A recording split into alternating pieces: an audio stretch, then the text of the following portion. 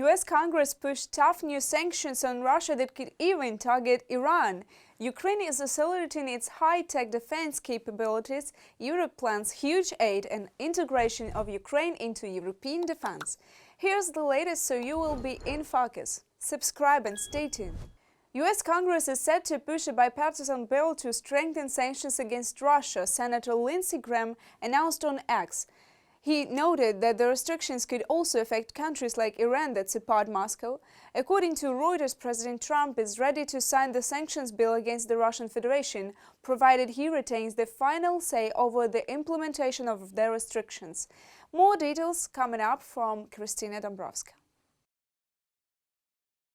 A new sanctions bill will allow the U.S. president to impose secondary sanctions at his discretion on countries that continue purchasing Russian oil and gas, Republican Senator Lindsey Graham has announced. He stressed that existing U.S. sanctions against Russian companies such as Rosneft and Lukoil have already had a major impact. The new legislation will maintain pressure on Moscow with the aim of ending the war once and for all.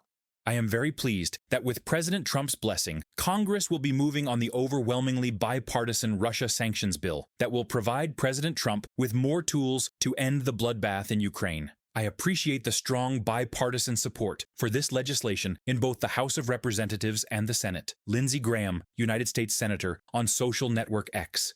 U.S. media report that senators have drafted legislation that would significantly expand sanctions against Russia's shadow fleet of tankers. There is strong bipartisan backing in Congress for ensuring Moscow faces more serious consequences for its war against Ukraine, Senator Graham emphasized. The idea of a 500% sanctions bill has been under discussion in the U.S. since April 2025. Its co-authors are Republican Lindsey Graham and Democrat Richard Blumenthal. The bill proposes 500% tariffs on imports from countries that buy Russian oil and gas. On 16 November, when asked whether it was time for Congress to increase pressure on Putin to end the war in Ukraine, President Donald Trump replied, "Okay with me."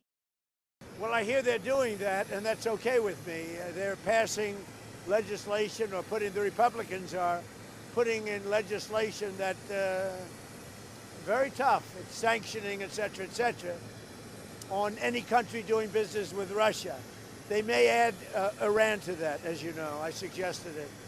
So any country that does business with Russia will be very severely sanctioned.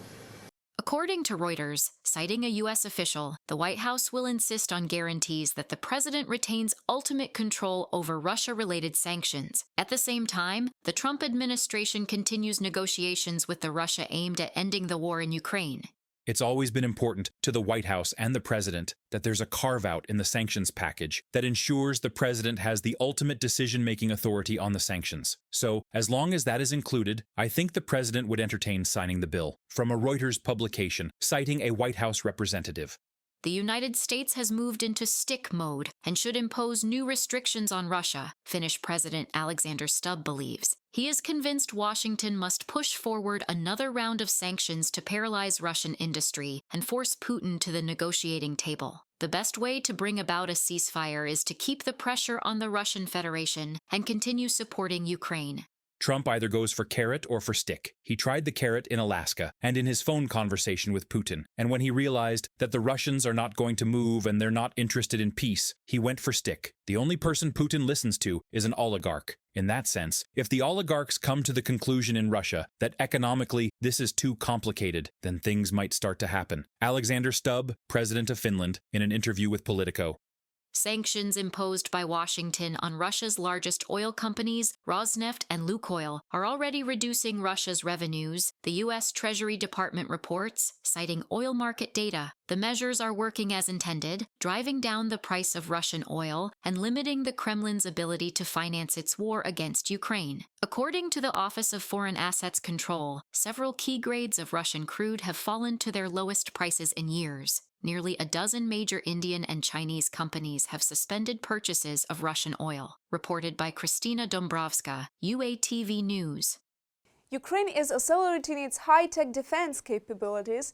President Zelensky has struck major deals with Greece and France for joint production of advanced drones, interceptor drones and fighter jets. Kyiv will receive Rafale jets, SAMP-T air defense system and cutting-edge radar. Meanwhile, the EU plans 11 billion euros in aid for 2026, signaling deeper military integration of Ukraine into European defense, moving beyond being just a buffer against Russia.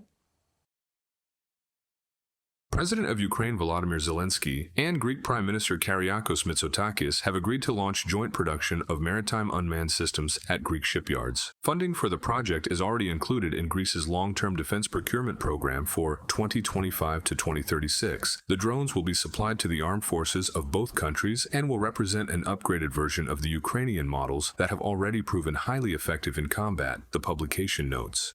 For Athens, cooperation with Kyiv offers three main advantages. First, it is battle-tested technology with proven results. It is worth recalling that Ukraine has effectively neutralized Russian naval operations in the Black Sea by combining unmanned platforms with coastal or other missile systems. Second, it accelerates the deployment of Greek innovative technologies in a field where global competition is already intense. Third, it helps close the gap with Turkey, which launched its first unmanned combat aerial vehicle in 2021 and continues to expand its unmanned fleet, from a publication by Kathimerini.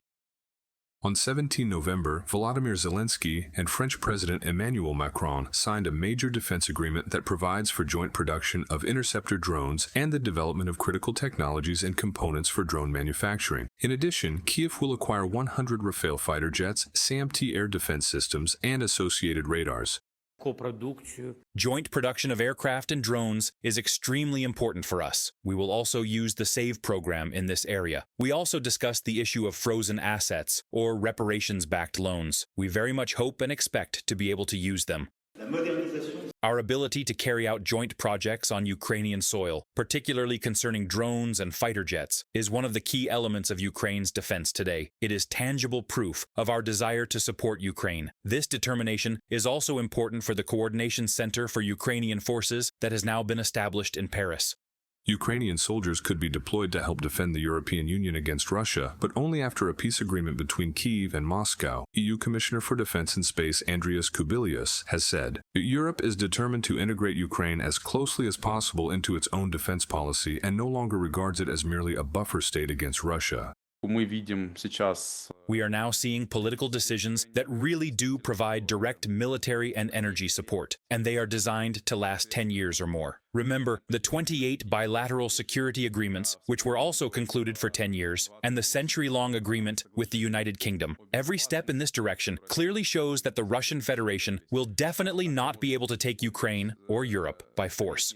In the EU budget for 2026, member states have agreed to provide Ukraine with 11 billion euros in assistance, 4 billion euros through the Ukraine facility, and a further 7 billion euros in additional loans. As a reminder, the current multi-annual EU budget for 2021 to 2027 already includes 50 billion euros in support for Kyiv. In July 2025, European Commission President Ursula von der Leyen proposed allocating an additional 100 billion euros for Ukraine in future budgets, reported by Andriy Dimitrenko, UATV News.